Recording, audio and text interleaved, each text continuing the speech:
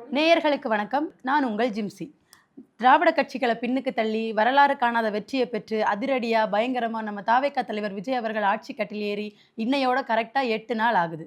இந்த 8 நாள்ல தமிழ்நாட்டில் என்னென்ன நடந்திருக்கு தெரியுமா?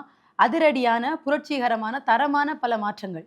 அதுல முக்கியமான மாற்றம் என்னன்னா, ஏற்கனவே பெண்கள் பாதுகாப்புக்காக பிங்க் பேட்ரோல்னு ஒன்று சுத்திட்டு இருந்துச்சுல, அதை இப்போ ஸ்டிக்கர் ஒட்டி சிங்கப்பெண் சிறப்பு அதிரடிப்படையா மாத்திருக்காங்க. ஒருவேளை இதுக்கு முன்ன இருந்த ஆட்சியில இருந்ததை விட இந்த சிங்கப்பெண் சிறப்பு அதிரடிப்படை வேகமாகவும் விவேகமாகவும் செயல்படுவாங்கன்னு பார்த்தீங்கன்னா அது நடந்த மாதிரி தெரியல. அந்த மாற்றம் இன்னும் வரவே இல்லை. ஏன்னா நம்ம தாவேகா தலைவர் விஜய் அவர்கள் ஆட்சி கட்டில் ஏறி இந்த 8 நாள்ல என்னென்ன மாதிரியான சம்பவங்கள் இந்த தமிழ்நாட்டில் நடந்திருக்குன்னு பார்த்தீங்கன்னா, இந்த தமிழ்நாட்டோட ஒரு குடிமகனா நம்ம நெஞ்சங்களை பதற வைக்கிற மாதிரி சம்பவங்கள் தான் நடந்துகிட்டு இருக்கு.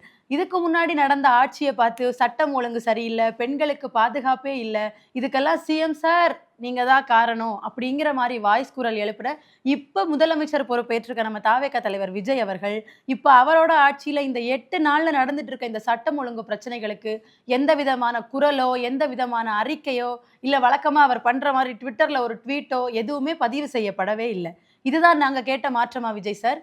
அதை விட முக்கியமா சில விஷயங்கள் நடந்துகிட்டு இருக்கு.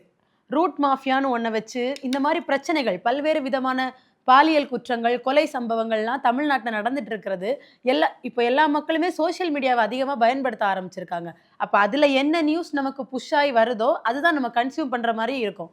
இப்போ இந்த மாதிரி விஷயங்களெல்லாம் மக்கள் பார்வைக்கு புறந்தள்ளிட்டு இன்ஃப்ளூயன்சர்களை வச்சு வீடியோ போட்டு ரீல்ஸ் போட்டு ஏற்கனவே தமிழ்நாட்டில் நடைமுறையில் இருக்கிற விஷயங்களையும் நடைமுறையில் இருக்கிற சட்டங்களையும் இப்போ புதுசாக பொறுப்பேற்றிருக்க தாவேகா தலைவர் விஜய் அவர்கள் தான் செஞ்சாருங்கிற மாதிரி ஒரு பிம்பத்தை உருவாக்குற வேலையில் மட்டுமே அவர் தொடர்ந்து செயல்பட்டு இருக்கிறாரு. அந்த வகையில் இப்போ இந்த ஒரு வாரமா தமிழ்நாட்டில் நடந்துட்டு இருக்கிற சம்பவங்களை நம்ம பார்த்தோம்னா, கொலை, கொள்ளை, கற்பழிப்பு, பெண்கள் பாதுகாப்பு, அதாவது தாவேகா தலைவர் விஜய் அவர்கள் பிரச்சார மேடைகளில் பேசும்போது டிஎம்கே கவர்மெண்ட் மேல அதிகமா வச்ச குற்றச்சாட்டு பெண்களுக்கு உங்க ஆட்சியில பாதுகாப்பே இல்லை அப்படிங்கிற ஒரு குற்றச்சாட்டு. இத்தனைக்கும் பெண்களுக்கு நடந்த குற்றங்களுக்கு அவங்க ஆக்ஷன்ஸ் எடுத்ததுக்கு அப்புறம் கூட இது பத்தாது, ஓகே அது பத்தாது தான், ஏன்னா இந்த குற்ற சம்பவங்கள் முழுசா நடக்கிறது தடுக்கப்படணும் அப்படிங்கிற விதத்துல தாவேகா தலைவர் விஜய் அவர்களோட குரல் இருந்தது. இப்ப நேத்து திருச்சியில ஐஜி பங்களா முன்னாடியே ஒரு பையன், அவன் காதலிச்ச பொண்ணு அவனை ஏமாத்திட்டதா நினைச்சு அந்த பொண்ணோட துப்பட்டாவாலே கழுத்தை நெரிச்சு ஐஜி பங்களா முன்னாடியே நெரிச்சது பத்தாம கல் எடுத்து அந்த பொண்ணோட முகத்தை கொடூரமா தாக்கி இருக்கான்.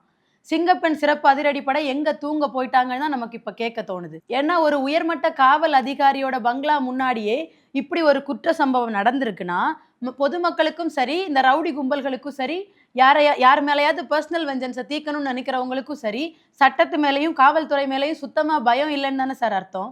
நீங்க கேட்ட மாதிரி டிஎம்கே கவர்மெண்ட் இருக்கும்போது பல பேர் இந்த மாதிரியான குற்ற சம்பவங்களை தொடர்ந்து ஈடுபட்டப்போ நீங்கள் வச்ச வாதம் என்னவா இருந்துச்சுன்னா, திமுக தான் இதுக்கு காரணம், ஒரு படி மேல போயே ஸ்டாலின் அவர்கள் தான் இந்த குற்ற சம்பவங்களுக்கெல்லாம் பின்னாடி இருந்து இயக்குறாருங்கிற மாதிரி ஒரு பிம்பத்தை நீங்க உங்கள் ரசிகர்கள் மத்தியிலையும் உங்க தொண்டர்கள் மத்தியிலையும் மாற்றத்தை விரும்பி உங்களுக்கு ஓட்டு போட நினைச்சிட்டு இருந்த மக்கள் மத்தியிலையும் நீங்க விதைச்சிட்டு இருந்தீங்க.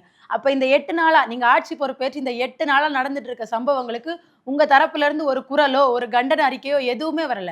அதுலயும் முழுக்க முழுக்க போலீஸ் அப்படிங்கிற விஷயம் முதல்வரோட கட்டுப்பாட்டுல இருக்கிற ஒரு விஷயம் தான். அப்போ உங்க கட்டுப்பாட்டுல இருக்கிற காவல்துறை இந்த விஷயங்கள்ல ஒழுங்கா செயல்படலன்னு நினைக்கிறீங்களா? மணிமங்கலத்துல 2 பசங்களை வீட்டுக்குள்ள புகுந்து 6 பேர் கொண்ட கும்பல் வெட்டி சாய்க்கிறாங்க.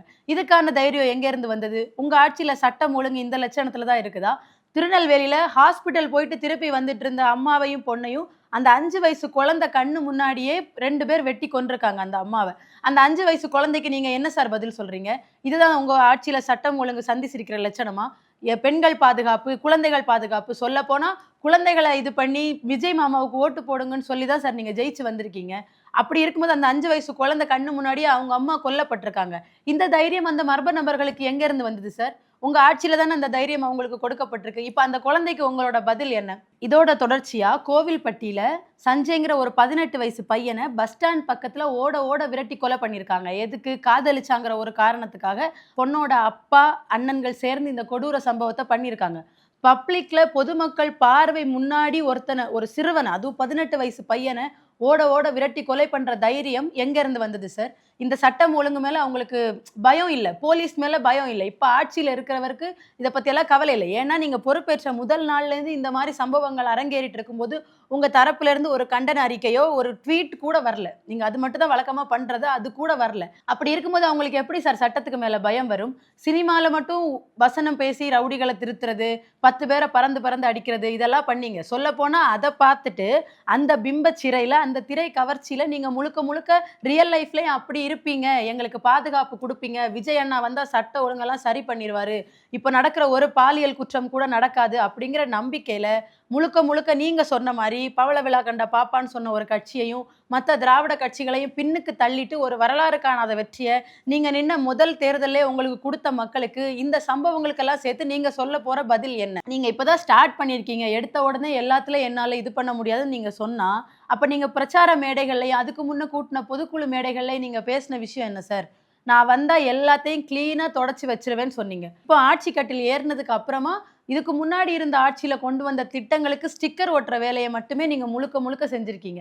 இந்த மாதிரி கொலைகளும், குற்ற சம்பவங்களும், பெண்களுக்கு எதிரான குற்றங்களும் தொடர்ந்து நடந்துகிட்டே தான் இருக்கு. நீங்க பெண்களுக்கு பாதுகாப்பு குடுப்பீங்கன்னு நம்பி, உங்களுக்கு அதிகமா வாக்களிச்சதுமே பெண்கள் தான். ஆனா நீங்க இப்ப பிங்க் பெட்ரோலுக்கு சிங்கப்பெண் சிறப்பு அதிரடி படைன்னு ஸ்டிக்கர் ஒட்டுற வேலைய தவிர எதுவும் பண்ணல. இதெல்லாம் தாண்டி உங்க ரசிகர்களா இருக்கிறவங்க, உங்க தொண்டர்களா இருக்கிறவங்க, உங்கள ஃபாலோ பண்றவங்க, உங்கள விமர்சனம் பண்ற மாரியோ, இல்ல உங்கள கேள்வி கேட்கிற மாரியோ ஏதாவது கருத்துக்கள் சோசியல் மீடியால வைக்கப்படும்போது, அது ஒரு பெண்ணாக இருக்கிற பட்சத்துல அவங்கள மோசமா அப்யூஸ் பண்றதும் வார்த்தைகளால, அவங்க ஆணாக இருக்கிற பட்சத்துல அவங்க வீட்டு பெண்கள அப்யூஸ் பண்றதையுமே முழு நேர வேலையா பண்ணிட்டு இருக்காங்க சார். இவ்ளோ பிரச்சனைகளுக்கு நடுவுல இந்த சிங்கப்பெண் சிறப்பு அதிரடிப்படை எங்க தூங்கிட்டு இருக்காங்கன்னு தான் எங்களுக்கு கேட்க தோணுது. நாங்க பொறுத்திருக்கோம். இப்பதான் நீங்க ஆட்சி பொறுப்புக்கு வந்திருக்கீங்க. ஆனா இவ்ளோ குற்றங்கள் நடந்துட்டு இருக்கும்போது எப்படி பொறுமையா இருக்கிறது? இப்பதான் வந்திருக்காரு. அவர ஏன் விமர்சிக்கிறீங்கன்னுலாம் கேட்க முடியாது சார். 8 நாள் ஆயிருச்சு. உங்க தரப்புல இருந்து இந்த குற்ற சம்பவங்களுக்காக எந்த விதமான விளக்கமும் தரப்படவில்லை.